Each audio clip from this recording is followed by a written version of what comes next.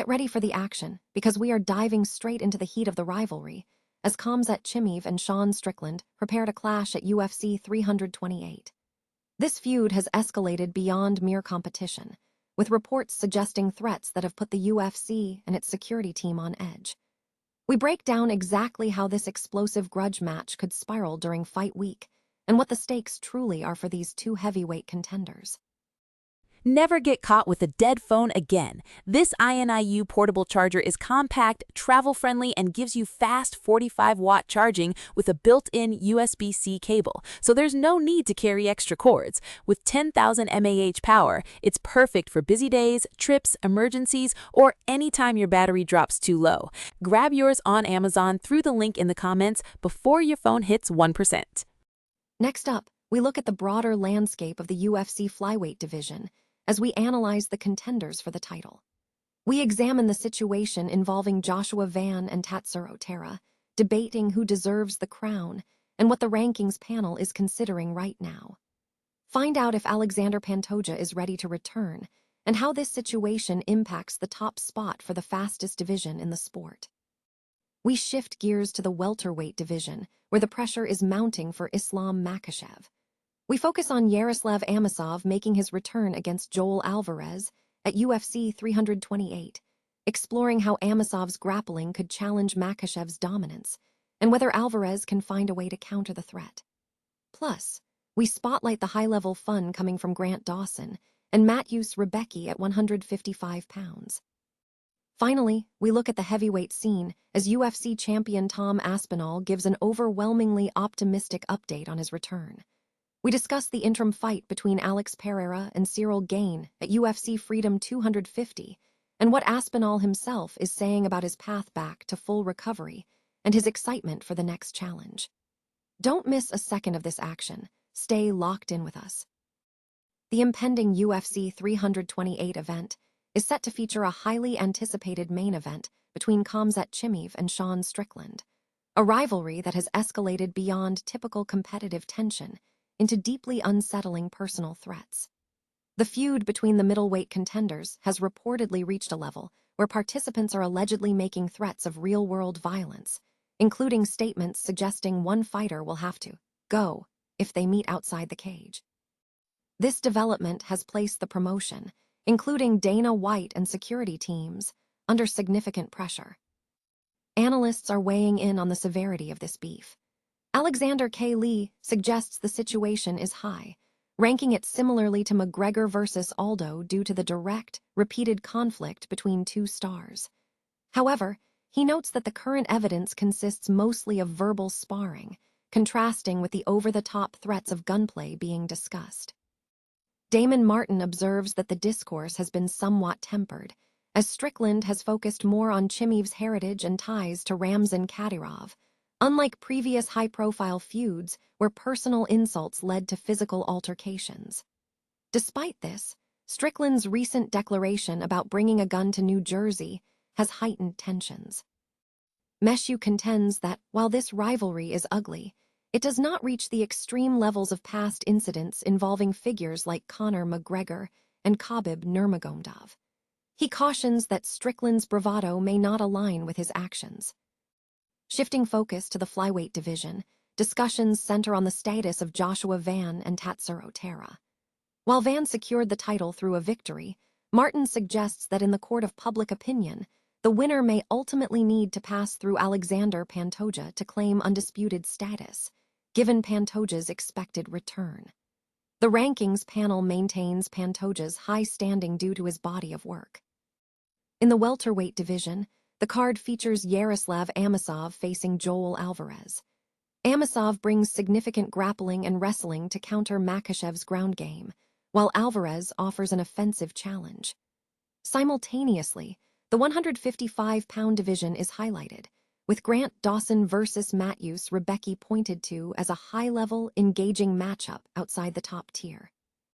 Finally, the booking philosophy at UFC 328 is noted as balancing veteran clashes with fresh contenders and age-appropriate bouts.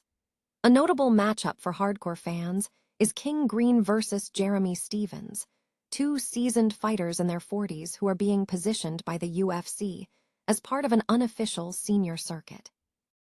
The upcoming UFC 328 event is set to feature a highly anticipated middleweight clash between Khamzat Chimaev and Strickland, a rivalry that has escalated beyond typical competitive banter into disturbing threats of real-world violence. Analysis from a roundtable discussion reveals significant concerns regarding the intensity of this feud. Experts noted that the escalation of threats, moving beyond in-cage boasts to explicit mentions of physical harm outside the octagon, has put the promotion and security team on edge.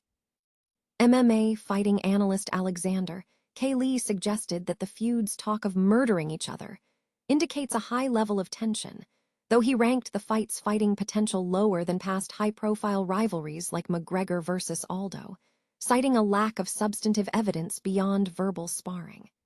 He emphasized that the shift toward gunplay threats is deeply disturbing.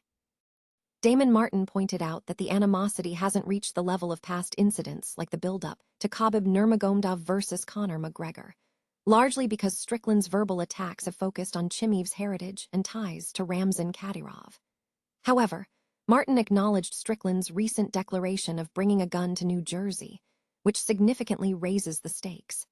He concluded that the conflict appears built more on potential physical altercation than pre-fight rhetoric. Jed Meshew compared the current level of nastiness to previous feuds, suggesting it falls short of the most extreme examples. He noted that while Strickland's behavior is inconsistent with his boasts, the potential for things to escalate remains a major concern. Shifting focus to the flyweight division, the panel discussed the legitimacy of Joshua Van and Tatsuro Taira as the next undisputed champions.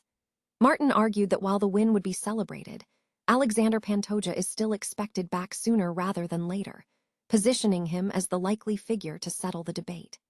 The panel also weighed the merits of Van's potential victory against Taira's, noting that Pantoja's past dominance keeps him in contention for the #1 spot. In the welterweight division, Yaroslav Amosov is emerging as a significant threat to Islam Makhachev. Amosov's grappling and wrestling skills offer a potent counter to Makhachev's ground control, creating an exciting matchup against Joel Alvarez, who brings offensive power.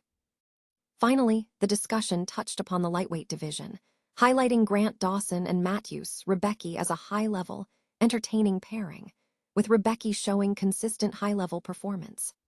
Additionally, the panel recognized the UFC's embrace of an unofficial senior circuit, exemplified by the matchup between veteran warriors King Green and Jeremy Stevens, who are being positioned to remain active competitors in the promotion. UFC lightweight champion Ilia Topuria has issued a clear statement separating his professional sports career from politics ahead of his upcoming bout at UFC Freedom 250 against interim champion Justin Gaethje. In an interview with N+ Univision, Topuria addressed speculation regarding his political affiliations, firmly denying any support for President Donald Trump. Topuria emphasized that sports are independent of political agendas. "At the end of the day, for me sports have no flags," he stated, asserting that as an athlete, his focus remains on his competition and his professional obligations. He clarified that while he has a contractual obligation to be at the White House, this is a job to be done, not a political endorsement. "It's simply that they called me to do a job and I'm going to go do it." And the White House, well, it doesn't belong to one person. It's everyone's house. Topuria stressed that the focus must remain squarely on the fight against Gaethje. Turning to the matchup, Topuria's brother, Alexandre Topuria, provided tactical insights into the anticipated clash. He noted that Ilia has identified a key vulnerability in Gaethje's game, suggesting an opportunity to exploit it. Alexandre highlighted that while Gaethje is fragile when striking, this creates a risk for Topuria if he engages in exchanges.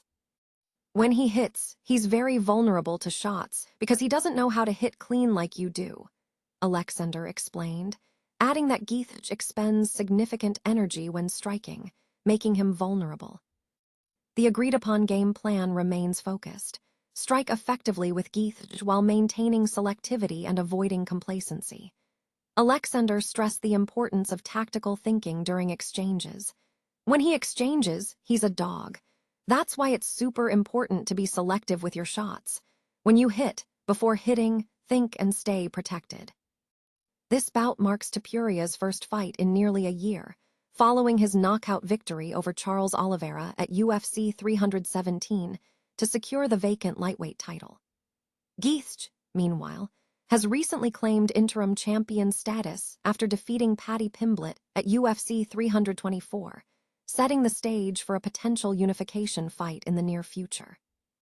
UFC heavyweight champion Tom Aspinall has provided an overwhelmingly optimistic update regarding his return to the octagon following injuries sustained during his bout against Ciryl Gane at UFC 321 last October, which ended in a no contest. Aspinall is currently focused on a full recovery, and recent medical evaluations have boosted his confidence in his timeline for a title defense later this year. In Aspinall's absence, the UFC has scheduled an interim heavyweight title fight between former light heavyweight champion Alex Pereira and Ciryl Gane as the co-main event of UFC Freedom 250, set to take place on Sunday, June 14, at the White House. Speaking in a new YouTube video, Aspinall indicated that he is nearing clearance for contact, stating, "They're saying, pretty soon, if things keep moving in the right direction, I will be cleared for contact. I am back in the gym, I am back training, but not sparring just yet. But if things keep going the way they're going, we are back." Regarding a specific return timetable, Aspinall emphasized patience, stating, "No specific month. I'm waiting to get clearance, which is going to be coming soon, they've just told me. And any specific month depends on the UFC. Those two have got to fight each other. Let them do the thing first. Recover from that, and then, when everybody's ready, we'll do it." He expressed excitement about the prospect of returning, noting that he is no longer avoiding opportunities. Aspinall confirmed that he is prepared to fight whoever is deemed the winner of the interim bout between Pereira and Gane, as the UFC has indicated he will face the victor. His immediate priority remains ensuring his health is fully restored before committing to a fight.